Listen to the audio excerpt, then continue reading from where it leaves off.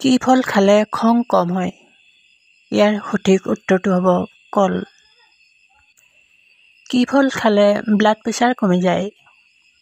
ইয়াৰ সঠিক উত্তৰটো হ'ব তেঁতেলী।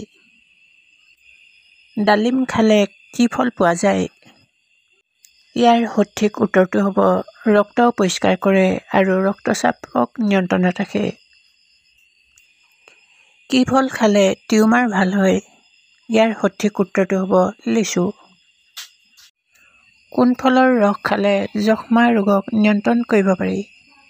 ইয়াৰ সঠিক উত্তৰটো হ'ব অনাৰস।